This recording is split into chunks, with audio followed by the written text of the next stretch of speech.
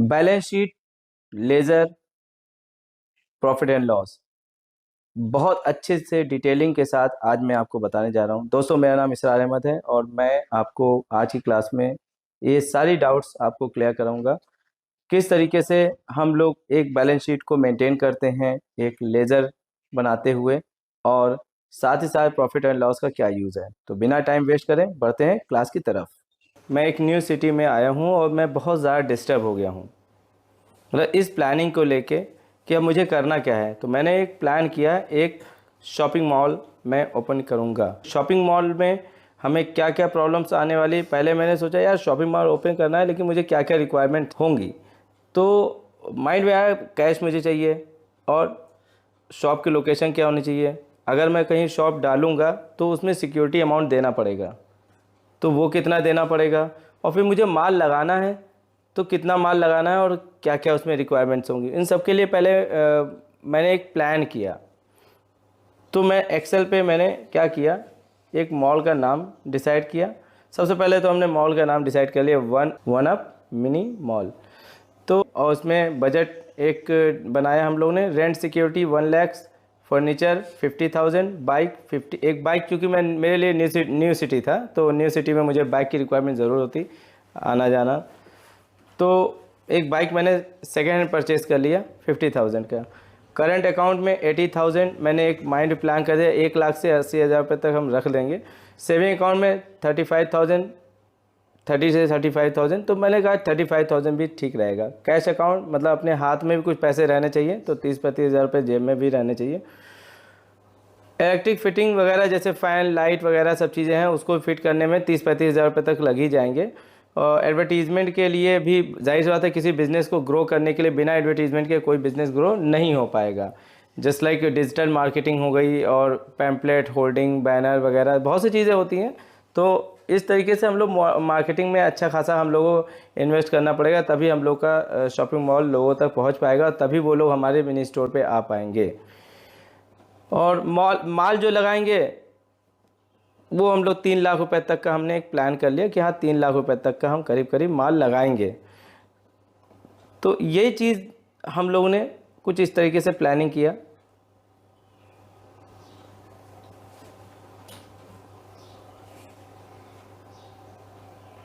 ये electric fitting वगैरह हो गई हम लोग की। और फिटिंग में वो सारी चीज़ें आई, जैसे फ़ैन है, फ़ैन वगैरह है, सब लेके जाएंगे हम।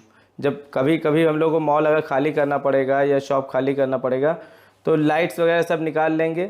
इलेक्ट्रिक इक्विपमेंट्स भी कह सकते हैं या इलेक्ट्रिक फिटिंग भी कह सकते हैं। फिटिंग में सारी चीज़ें इंक्लूड हो जाती हैं, इवन स्विच बोर्ड वगैरह, जैसे स्विच बोर्ड लगा हुआ है देखिए यहाँ पर, ये सारी चीज़ें सब कुछ जितना भी कुछ लगा होगा इलेक्ट्रिक का, जब कभी फ्यूचर में कभी हमें जो स्विच करना हुआ, इस जगह से उठा के दूसरी जगह स्विच करना हुआ, तो हम लोग को ये सारी चीज़ें ले जाना पड़ सकता है। एडवर्टीज़मेंट में सब कुछ, एडवर्टीज़मेंट मॉल में अब जितनी चीज़ें मुझे ज़रूरत होगी वो सारी चीज़ें हम लोग को अप्रॉक्स 3 लाख में हम लोग को मैनेज करना पड़ सकता है। फर्नीचर में बात करेंगे तो ऑफिस टेबल और इस तरीके से एक टेबल, बिलिंग काउंटर टेबल वगैरह की ज़रूरत पड़ सकती है, तो ऑलमोस्ट 50,000 तक हमारा ये इन्वेस्टमेंट हो सकता है। और रेंट सिक्योरिटी 1 लाख और 35,000 कैश, ये हमारे पास इतना होना चाहिए। तो इस चीज़ को, ये सब पूरा आपका क्या कहलाएगा, जो हम लोगों ने ये 7,50,000 तक का है, ये हमारा कैपिटल हो गया। ये सब हमारा क्या होता है, कैपिटल होता है। तो ये जो है यही कैपिटल है। तो अब हम लोग इसी को टैली पे कैसे करेंगे, तो इसके लिए सबसे पहले मुझे टैली को ओपन करना पड़ेगा। और हालांकि ये चीज़ आप लोग एक बार कर चुके हो, बट मुझे पता है कि आपको एक बार और अच्छी तरीके से कराना पड़ेगा, क्योंकि जो है कुछ चीज़ें होती हैं हम लोग के माइंड से स्लिप हो जाती हैं। तो आज की वीडियो में हम लोग कुछ इस तरीके से सीख रहे हैं, ग्राफिकल व्यू में सीख रहे हैं, ताकि आप कभी ना भूलें। ठीक है, ये बिल्कुल बेसिक रहेगा। F3 पे आ जाएंगे, हम लोग क्रिएट कंपनी करेंगे और अपनी कंपनी का नेम लिख देंगे, वन अप मिनी मॉल। तो ये वन अप आपके माइंड में कैसे आया होगा, जब आप लोग सोच रहे होंगे तो अप अप अप अप मतलब वो अप नहीं, वो यूपी वाला, वन यूपी मतलब यूपी में पहला मॉल, एक नंबर यूपी का। Yes yes correct. सो इस तरीके से वन अप मिनी मॉल ये आपका है। और उसके बाद एड्रेस, फिलहाल हमने इसको चौक लोकेशन में डाला है।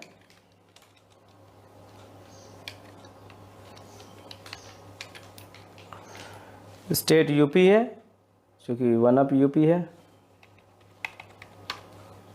टेलीफोन नंबर वगैरह सारी डिटेल हम लोग को फिल कर लेना है। और बहुत से लोगों का ये पूछना होता है फैक्स नंबर क्या होता है। जैसे आपको पता है डॉक्यूमेंट्री अगर हम सेंड करते हैं तो ये दो केस में सेंड कर सकते हैं। एक आपका होता है सॉफ्ट कॉपी, एक होता है हार्ड कॉपी। सॉफ्ट कॉपी में अगर मुझे कोई डॉक्यूमेंट सेंड करना है तो मुझे ईमेल या व्हाट्सएप वगैरह का यूज़ करना पड़ेगा, और भी जो भी सोर्सेज होते हैं जैसे टेलीग्राम वगैरह है, तो इसे सेंड करना पड़ता है। इस called soft copy sending. Hard copy sending मतलब जब हम किसी भी हम लोग, आपने देखा होगा एक मूवी आई थी, मूवी का नाम बता रहे हैं तो कुछ क्या नाम था उसका, अनिल कपूर में एक दिन का जो सीएम बना हुआ था जी, नायक। यस यस, नायक। तो नायक में अनिल कपूर ने, आपने मूवी अगर नहीं देखी एक बार देख लीजिएगा, एक दिन का जब सीएम बना हुआ था तो उसमें क्या था कि फैक्स उसके पास फटाफट आ जाता था। तो ये वही टेक्नोलॉजी है फैक्स वाली। तो उसके पास एक फैक्स मशीन होगा, उस फैक्स मशीन का एक फैक्स नंबर होगा, वो फैक्स नंबर हमारी कंपनी का हमारा होगा, उसकी कंपनी का उसका होगा। तो ये 4 डिजिट के ये इस टाइप से होते हैं। हम लोग इस फैक्स नंबर का यूज़ करेंगे, आगे फॉरवर्ड कर देंगे। जब उसको मुझे कुछ भेजना होगा तो वो यही फैक्स नंबर डालेगा और यहाँ पे हमारे पास ये आ जाएगा। ये फैक्स नंबर हम लोग लीज लाइन के थ्रू हम लोग को मिल जाता है। जैसे हम लोग इंटरनेट कनेक्शन लेते हैं बीएसएनएल वगैरह से लेते हैं, वैसे ये भी आपको बीएसएनएल वगैरह से आपको एक फैक्स नंबर मिल जाता है। आप इसको फैक्स मशीन में उसको इनपुट कर देंगे यही नंबर, जैसे मोबाइल सिम होता है उस तरीके से हम लोग को नंबर मिल जाता है फैक्स नंबर। सो हम लोग इस नंबर का यूज़ करेंगे, लेकिन ये जनरली छोटे मोटे कंपनीज में नहीं यूज़ होता है। हाँ, ईमेल आईडी हम लोग ईमेल आईडी डाल देंगे वन अप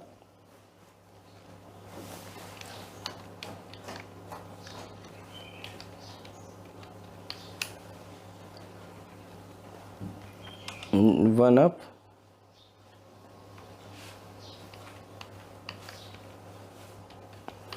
तो ये इनकी वेबसाइट हो गई। अब ये कंपनी लॉन्च कब हुई थी? 2024 में। अब मैंने इसको एक्सेप्ट करा दिया। फिर मैंने ये सोचा यार ये कंपनी बहुत इंपॉर्टेंट कंपनी है, इस कंपनी में मुझे एक सिक्योरिटी पासवर्ड भी लगा के रखना चाहिए ताकि इस कंपनी का डेटा कोई दूसरा यूज़ ना कर सके। फ़िलहाल तो अभी मैं उसको भी करूँगा आपके सामने। अभी मैंने क्या किया, ये जो फीचर्स दिख रहे हैं इसमें उन फीचर को ऑन करेंगे जो फीचर हमारे लिए ज़रूरी हैं। तो चूँकि मिनी मॉल था तो उसमें हम लोग को सबसे पहले तो अकाउंट्स को एक्टिवेट रखना पड़ेगा, और ये जो इन्वेंट्री दिख रहा है ये, और प्राइस लेवल को यस रखना पड़ेगा। और ये प्राइस लेवल है, प्राइस लेवल को यस करेंगे हम लोग। और डिस्काउंट वगैरह के फीचर को भी यस करेंगे, और एक्चुअल बिल क्वांटिटी को भी यूज़ करेंगे, क्योंकि ऐसा होता है ना कि एक के साथ 3 के साथ एक फ्री हो जाता है या 2 के साथ एक फ्री हो जाता है, तो उस केस में एक्चुअल बिलिंग क्वांटिटी वगैरह को यूज़ करेंगे। यहाँ पे इस फीचर का यूज़ वहाँ कर सकते हैं जैसे अलग अलग प्रोडक्ट पे अलग अलग डिस्काउंट देना पड़ रहा है, किसी पे 2%, किसी पे 4%, किसी पे 10%, अलग अलग प्रोडक्ट पे अलग अलग डिस्काउंट देने के लिए, तभी इसका नाम ही है सेपरेट डिस्काउंट। तो यहाँ पर हम लोग जीएसटी को भी ऑन रखेंगे। अभी जीएसटी नंबर का फीचर हम अभी आपको बाद में बताएंगे इस फीचर के बारे में। तो इस टॉपिक को यहीं पे आगे बढ़ाते हुए इस कंपनी को हम यहाँ पे एक्सेप्ट कर देते हैं। ये बात हो रही थी सिक्योरिटी पासवर्ड की, तो फिर हम यहाँ पे अल्टर में आएंगे, कंपनी के अल्टर, ये अल्टर में नहीं आएंगे, कंपनी के अल्टर में F3, ये देखिए अल्टर ऑफ कंपनी। किस कंपनी मुझे चेंजेस करना है, इसमें पासवर्ड लगाना था, तो यहाँ पे पासवर्ड का फीचर इस जगह पर आना चाहिए जो कि हमारे सामने नहीं दिख रहा है। यहाँ पे F12 कॉन्फ़िगरेशन दिख रहा है, F12 कीबोर्ड से F12 की प्रेस करेंगे। यहाँ पर आपको यूज़र एक्सेस कंट्रोल दिख रहा होगा, इसको हम लोग यस करेंगे। यस करने के बाद यहाँ पे हम लोग को एक फ़ीचर आ गया हमारे सामने सिक्योरिटी का। इस सिक्योरिटी के फीचर को हम लोग को यस कर देना है। यहाँ पे एडमिन और पासवर्ड दे देंगे कोई भी, ये हमने इसको कंप्लीट कर लिया। कोई फीचर को नो यस नहीं करना है, इसके आगे जो भी दोनों फीचर दिख रहे हैं इनमें से किसी फीचर को हम लोग को यस नहीं करना है। एक्सेप्ट एक्सेप्ट और इसको एक्सेप्ट करा देते हैं।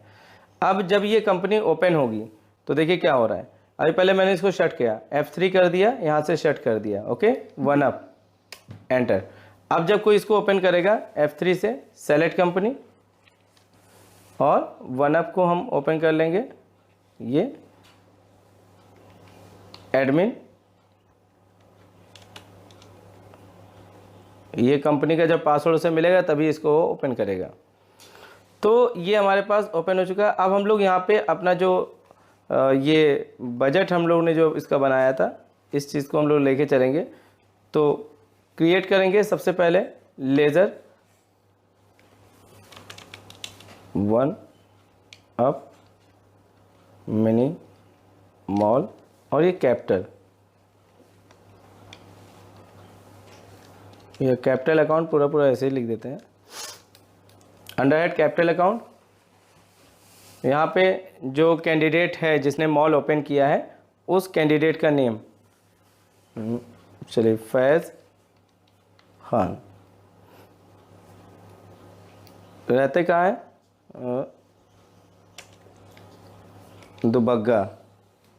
दुबग्गा में।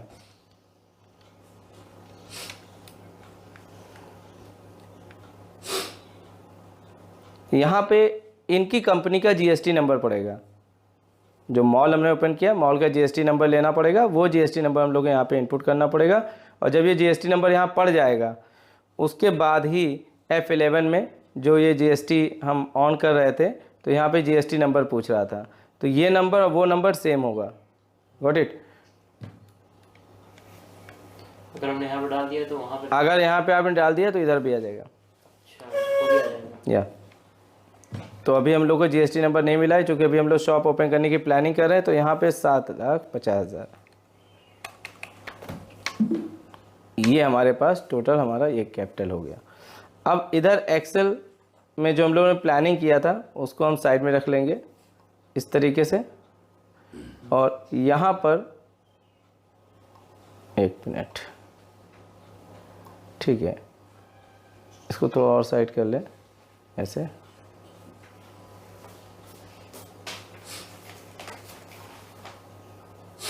ये ठीक था। इस पर डबल क्लिक कर देंगे टाइटल बार पे। और ये सब आपको करना आना चाहिए, ऐसा नहीं कि सर ये मेरा तो पार्ट नहीं है, वो तो टैली अलग था एक्सेल अलग है, ऐसा नहीं है। आपको ये एडजस्टिंग आनी चाहिए, तभी आप साइड बाय साइड भी वर्क कर सकते हैं। इसी को बोलते हैं मल्टीटास्किंग, इसी को बोलते हैं मल्टीटास्किंग वर्क, ठीक है। तो देखिए यहाँ पर रेंट सिक्योरिटी, ये आपका डिपॉजिट होता है, तो इस पर डी प्रेस कर देंगे यहाँ पे और हम लोग देखेंगे डिपॉजिट एसेट्स यहाँ पे आ चुका है। और यहाँ पर इसका जो पैसा है वो पैसा हम लोग यहाँ पे डाल देंगे।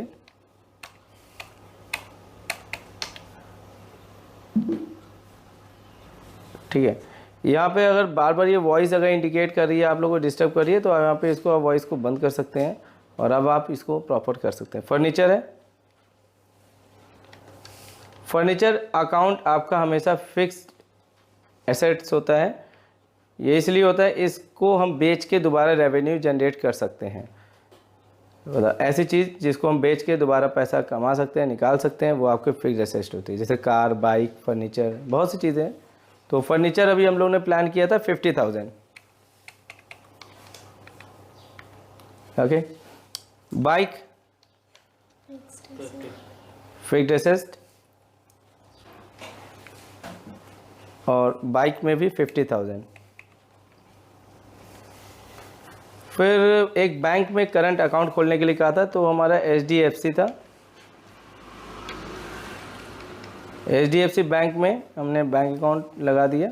और चूंकि कंपनी के नेम से ही है और यहाँ पे कंपनी का नेम है, तो इन दोनों को नेम से पता चल जा रहा है कि हाँ ये करंट अकाउंट है। और दूसरी चीज़, अगर आप यहाँ पे एज अ रिमाइंडर तौर पे डालना भी चाह रहे हैं तो C प्रेस कर सकते हैं ऐसे ब्रैकेट में, तो C फॉर करंट। हो सकता है कि वैसे ना समझ में आए आपको, तो इस तरीके से भी आप इसको कर सकते हैं। यहाँ पे अकाउंट नंबर आप डाल देंगे, जो भी बैंक का अकाउंट नंबर है, वो आप यहाँ पे अकाउंट नंबर डाल देंगे। IFSC कोड उसका ब्रांच कोड होता है, जो हमने इससे पहले वाली क्लास में इसको बता रखा है बहुत अच्छे तरीके से। आप लोग वीडियो के डिस्क्रिप्शन में हमने इसका लिंक डाल रखा है, आप उसको देख सकते हैं। यहाँ पे और सब चीज़ें हैं, चेकबुक वगैरह की डिटेल्स वगैरह हैं, तो आप सारी चीज़ें आपको उसमें मिल जाएंगी। तो अभी फ़िलहाल वीडियो को बहुत लेंथी नहीं करना है हम लोग को। 80,000 ये इसका करंट में हो गया। अब SBI में हमने आपका सेविंग अकाउंट बना दिया और इसके ब्रैकेट में S कर देंगे, S फॉर सेविंग। यहाँ पे नेम फैज़, चूँकि फैज़ खान का ये है, यहाँ पे इसका भी अकाउंट नंबर डाल देंगे हम लोग।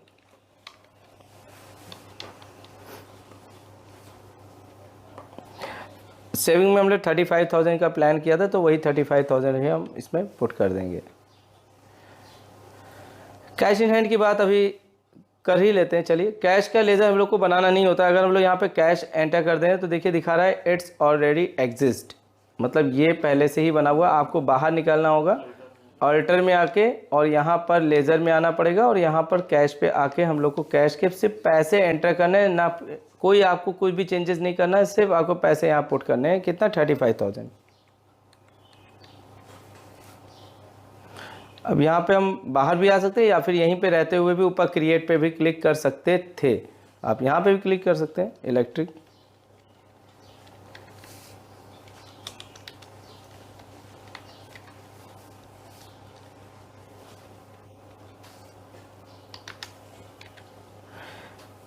इलेक्ट्रिक फिटिंग या इक्विपमेंट्स कह सकते हैं। और ये आपका फिक्स्ड एसेट होता है, ये भी। अच्छा जी, इलेक्ट्रिक फिटिंग भी, या मतलब जो भी फ़ैन वगैरह है, लाइट है, CF है, बहुत सी चीज़ें होती हैं, ये सब आपके फिक्स्ड एसेट होते हैं। और जो फिटिंग के पैसे हैं वो फिटिंग, जो फिटिंग होगा वो सब उसमें खर्चे वर्चे में सब इंक्लूडेड है। मतलब हम जो लेबर चार्ज वगैरह था सब कुछ इसी में इंक्लूडेड इसमें कर दिया है। हमने एक राउंड फिगर ले लिया है, मतलब कि एग्जैक्ट यही खर्चा नहीं हुआ, ये हम लोग ने एक बजट मेंटेन किया, जो कि हम लोग 30,000 कर लिया। अब इसके बाद एडवर्टीजमेंट का,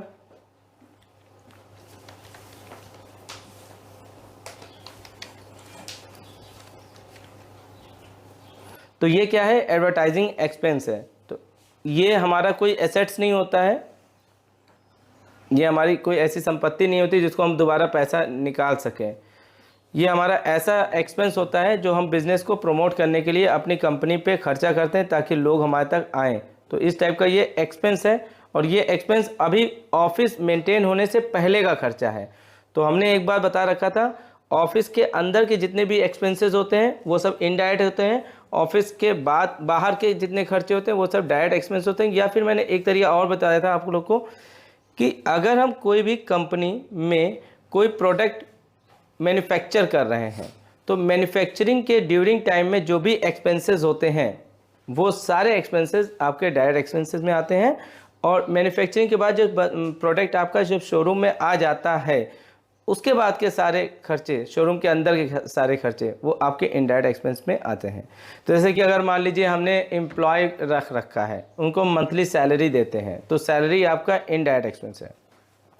अगर यही चीज़ बाहर में हम लोग कभी कभी कोई भी वेजेस आए, मजदूर आया, उसको मजदूरी दे देते हैं, तो वो आपका डायरेक्ट एक्सपेंस है। इसकी मंथली सैलरी नहीं फिक्स होती है, वो कभी आया कभी नहीं आया, ठीक है। बाहर अगर हम प्रोडक्ट को इंपोर्ट एक्सपोर्ट करा रहे हैं, उसमें ऑक्ट्राई पड़ रहा है, जो पुलिस वालों को नहीं चुंगी का पैसा दे देते हैं, तो वो पैसा आपका डायरेक्ट एक्सपेंस है। ट्रेन से आ रहे हैं, यहाँ लेके माल लेके आ रहे हैं, तो बीच का जितने खर्चे हैं सब डायरेक्ट एक्सपेंस है। ऑफिस के अंदर प्रोडक्ट आ चुका है, अब उसके बाद जो भी हमारे पास खर्चे होते हैं लाइक मिसलेनियस है, जैसे हॉस्पिटैलिटी जो बोलते हैं, कोई आया चाय पानी करा दिया, ये ऑफिस एक्सपेंस है, ये सब इनडायरेक्ट एक्सपेंस में आता है। इलेक्ट्रिसिटी बिल ऑफिस का पे कर रहे हैं, इनडायरेक्ट एक्सपेंस में। अगर फैक्ट्री का पे कर रहे हैं तो डायरेक्ट एक्सपेंस है। ऑफिस रेंट दे रहे हैं, इनडायरेक्ट एक्सपेंस है। फैक्ट्री का रेंट दे रहे हैं तो फैक्ट्री एक अलग पोर्शन में आ जाता है, तो वो आपका डायरेक्ट एक्सपेंस में आ जाता है। तो बहुत सी चीज़ें इस तरीके से हैं, और आप लोग को अपनी तरफ से एनालाइज करिएगा, उसको समझ के आप कर सकते हो, राइट।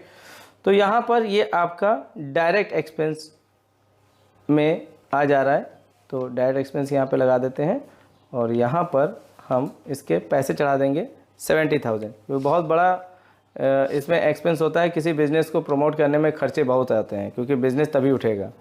अब हम प्रोडक्ट में माल लगा देते हैं।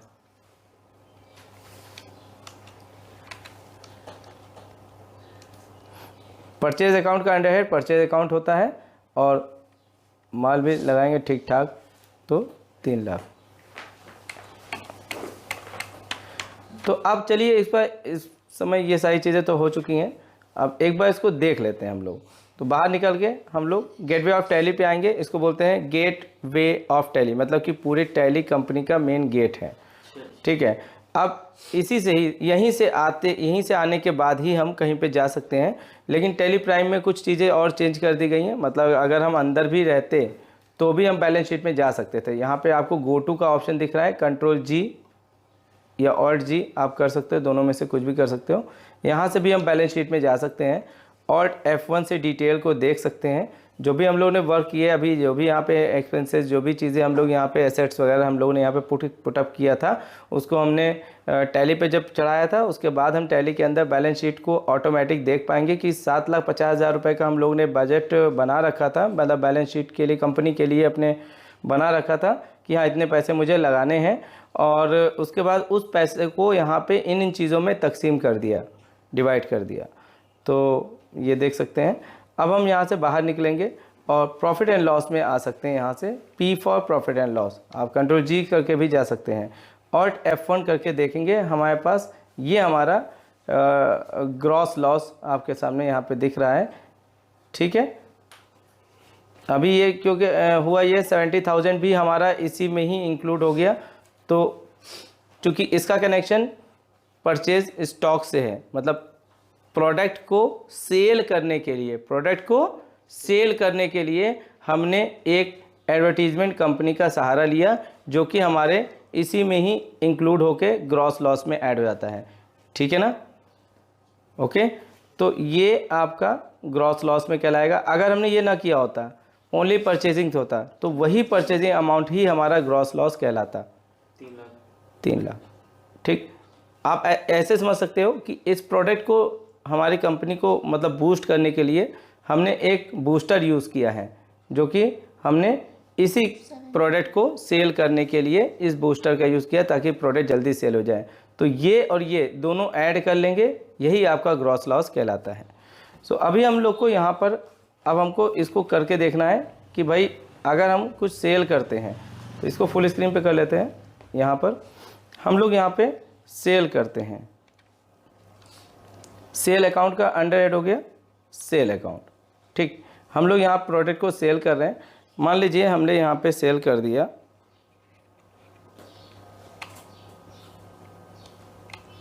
2.5 लाख रुपए। ठीक है, तो अब हम यहाँ पर प्रॉफिट एंड लॉस में आ जाएंगे, ऑल्ट F1 करेंगे। आप यहाँ देख सकते हैं कि आपका ग्रॉस लॉस अब लेस हो गया, मतलब कि इससे इन दोनों को ऐड करके इस पैसे को इससे लेस कर दीजिएगा, ये अमाउंट आपका आ जाएगा ग्रॉस लॉस में। ठीक है, अब नेट लॉस क्या हुआ, यही आपका नेट लॉस हुआ। ठीक, अगर हमारे पास कुछ अलग से इनकम हो जाती, लाइक कमीशन कुछ मुझे कहीं से मिल जाता, तो मान लेते हैं कि हमें 1 लाख रुपया कहीं से कमीशन मिल गया, तो अभी देखिए हमारी कंपनी में ही वो कंपनी से रिलेटेड कमीशन मिला है, मतलब हमें अलग से कोई हमने थर्ड वर्क नहीं स्टार्ट किया है, उसी कंपनी में ही कुछ ऐसा हुआ है जो मुझे कमीशन मिल गया। 1 लाख तो काफ़ी ज़्यादा अमाउंट हो जाता है कमीशन, 30,000 रुपये ले लेते हैं, है ना, कमीशन भी कम। नेट लॉस में असर करेगा वो। 1 मिनट, कमीशन अकाउंट हम लोग ने यहाँ पे लगा दिया, और ये आप इनडायरेक्ट इनकम में आ जाते हैं। यहाँ पर ये आपके ऑफिस के अंदर अलग से होने वाली इनकम है, कितना है 30,000। ओके, अब हम प्रॉफिट एंड लॉस में आ सकते हैं, यहीं से कंट्रोल जी कर दें और प्रॉफिट एंड लॉस में आ जाएंगे, एंटर, ऑल्ट F1 डिटेल। आप देख सकते हैं कि जो 1,20,000 जो था, इसमें से इसको लेस कर दिया गया है। अब ये आपका नेट लॉस कहलाएगा, मतलब कि इसके ऊपर जो भी इनकम होगी, जो भी इनकम इसमें ऐड होती रहेगी अलग से, वो सब आपका नेट प्रॉफिट या नेट लॉस पर इफेक्ट डालेगा। मतलब नेट मतलब कि फाइनल जो हमारा लॉस हुआ या फाइनल जो प्रॉफिट हुआ, ये उसकी बात यहाँ पर हो रही है। फाइनल मतलब अलग से जो भी खर्चे कर दिए गए, लाइक मैंने सैलरी दे दिया, अभी सैलरी जब देंगे तो वो इससे लेस हो जाएगा। तो मान ली 10,000 पे सैलरी दे दिया नेट लॉस बढ़ जाएगा। तो नेट लॉस बढ़ जाएगा, 80,000 हो जाएगा, सॉरी 1,00,000 हो जाएगा। Yes yes good. तो अब हम यहाँ पर सैलरी दे देते हैं।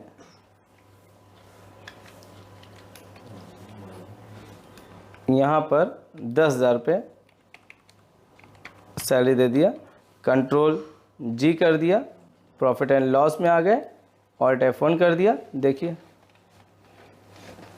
जब हम सैलरी देते हैं तो अंडर में क्या लगाते हैं, इनडायरेक्ट एक्सपेंसेस। हाँ, अभी देखिए यहाँ पे क्या हो गया, यहाँ पर 80,000 क्यों दिख रहा है? क्योंकि मैंने हेड गलत चूज कर लिया था। इसका मतलब है आपका ये आंसर जब भी कभी ऐसे आप लोग को दिखाई देगा तो आप ये देखिएगा कि क्या मैंने उसका अंडर हेड इनडायरेक्ट इनकम तो नहीं लगा दिया है। मतलब नाम तो सही है, सैलरी अकाउंट नेम सही है, बट हो सकता है कि आपसे ये गलती हुई हो कि ये गलती मैंने जानबूझ के इसलिए किया ताकि आप लोग को ये समझ में आए कि हेड अगर गलत हो जाता है तो आपकी जो सोच है, जो आपकी जो टैली किया, आपने 1,00,000 को बताया था बट वो 1,00,000 नहीं आ रहा है। क्यों नहीं आ रहा है?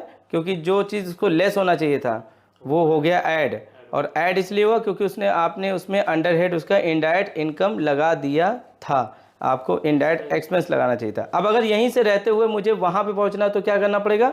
यहीं पे रहते हुए कंट्रोल एंटर कर देंगे। यस, आपको यहाँ पर इनडायरेक्ट एक्सपेंस सेलेक्ट कर लेना है और यहाँ पर इसको एंटर कर देना है। अब देखिए कंट्रोल जी करेंगे, प्रॉफिट एंड लॉस में आ जाएंगे और आप देख सकते हैं ये। लेकिन एक सेकंड, और एक प्रॉब्लम और यहाँ आ गई है। ये जो क्रेडिट था ये इसको डेबिट में डालना पड़ेगा। अब आपको यहाँ पर देखने को मिलेगा कि ये आपका ये अमाउंट इसमें दिख रहा है, ठीक है। तो अब अगर इसी तरीके से अब मुझे एक और एक्सपेंस करना है, इसको एक और एक्सपेंस करना होगा। लाइक हमने यहाँ पे दे दिया मंथली रेंट। अब मंथली रेंट भी तो देना पड़ेगा हम लोग को, तो ये इनडायरेक्ट एक्सपेंस ऑफिस का खर्चा है जी। तो मंथली रेंट है 20,000। देखिए यहाँ पे DR ऑटोमेटिक आ गया। पहले वाले में मैंने चेंज किया था, फिर उसके बाद दोबारा चेंज किया तो DR किया, तब जाके वो सही हुआ था। तो यहाँ पे क्या है, DR ऑटोमेटिक आ रहा है, मतलब ये सही है। अब आप आ जाएंगे प्रॉफिट एंड लॉस में और आप देख सकते हैं ये भी इसी साइड में आपको दिखना शुरू हो गया। अगर यही डेबिट क्रेडिट अगर हम लोग चेंज कर देते तो ये भी इधर या उधर हो जाता। तो आप देख सकते हैं कि ये भी आपका लॉस में ही ऐड हो रहा है और ये पैसे इसमें जुड़ते चले जा रहे हैं 20,000। अभी क्या हुआ कि मेरे पास अभी ग्रॉस लॉस, देखिए ग्रॉस लॉस ये दिख रहा है, नेट लॉस ये दिख रहा है। अभी ग्रॉस लॉस इन दोनों को ऐड करके इसको लेस करने पर ही ये आ रहा है, ये इसका मामला अलग है। और ये जो इसमें जो हो रहा है इन दोनों को ऐड करके फिर इसको लेस करके आ रहा है। अभी दिखाते हैं मैं आपको यहाँ पर, अभी मैं आपको क्लियर कर दे रहा हूँ। मान लेते सेल बढ़ गई, सेल बढ़ गई, अल्टर में आ गए, लेज़र में आ गए और यहाँ पर सेल्स अकाउंट में आ गए और यहीं पे हमने जो वैल्यू लिखा है इसको हटा के हमने कर दिया 3,80,000। 3,80,000 रुपये हमने सेल कर दिया, राइट। अब देखो प्रॉफिट एंड लॉस में आ गए, ऑल्ट F1 कर दिया। अब यहाँ पर आपका ये देखिए ग्रॉस प्रॉफिट दिखा रहा है अब 3,70,000 है ना, 3,70,000 मतलब 3,70,000 से आपने 3,80,000 लेस कर दिया। ये आपका अब हो गया ग्रॉस प्रॉफिट। मतलब परचेज माइनस सेल, अगर ये वैल्यू ज़्यादा होती है और ये वैल्यू उससे ज़्यादा हो जाएगी तो ये उसको लेस करके इधर ग्रॉस प्रॉफिट में दिखा देगा। और अगर ये वैल्यू ज़्यादा होगी और ये वैल्यू कम होगी तो इसको इससे लेस करके ग्रॉस लॉस दिखा देगा। तो ग्रॉस का मतलब होता है परचेज और सेल से कनेक्शन होता है, सिर्फ ग्रॉस की बात मैं कर रहा हूँ। अब यहाँ पर आपका उस ग्रॉस के ऊपर जो हमारे और एक्सपेंसेस हुए थे, मतलब कि ये प्लस ये नहीं, ये अलग कर देते हैं, ठीक। पहले इन दोनों को ऐड कर लीजिए, ठीक, ये ऐड हो गए 30,000 और हमारे पास ये एक्सपेंसेस हुए थे और ये हमारे पास अलग से इनकम हुई थी 30,000 लेस कर दीजिए, बराबर हो गए। ये 10,000 था, यही आपका नेट प्रॉफिट अभी निकला है, जो नेट प्रॉफिट निकला, ठीक है। नेट लॉस जो था वो हट गया, वो हट गया क्योंकि ये प्रॉफिट इधर आ चुका है। अब अगर हमने यहाँ पर एक और एक्सपेंस किया, जैसे हमने डिस्काउंट दिया,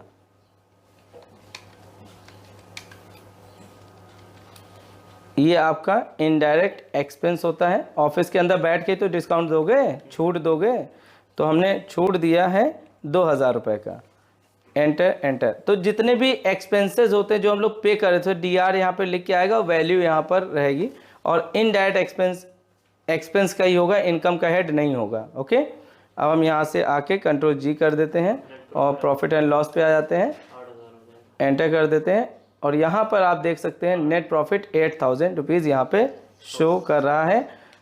अभी चूँकि 2,000 हमारा ये एक्सपेंसेस में और ऐड हो गया है, ठीक है ना। अभी हमारे कुछ बड़े एक्सपेंसेस अगर हो जा रहे हैं, अभी मैं एक और मंथली रेंट मान लीजिए और ऐड हो गया, 20,000 पहले दिया था, दोबारा फिर से 20,000 दे दिया, तो 20 कितने हो गए, 40।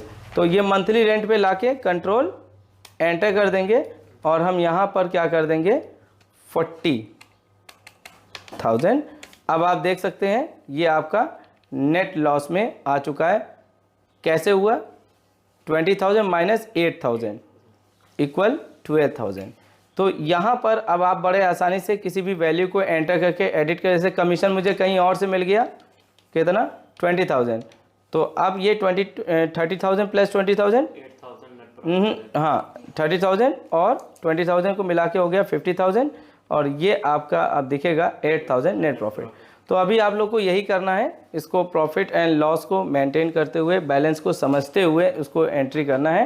पहले आपको बैलेंस शीट करना है, फिर प्रॉफिट एंड लॉस करना है, फिर ये सारी चीज़ें कंप्लीट करते हुए फिर मिलते हैं नेक्स्ट क्लास में, ठीक है। उम्मीद करते हैं वीडियो आपको अच्छी लगी होगी।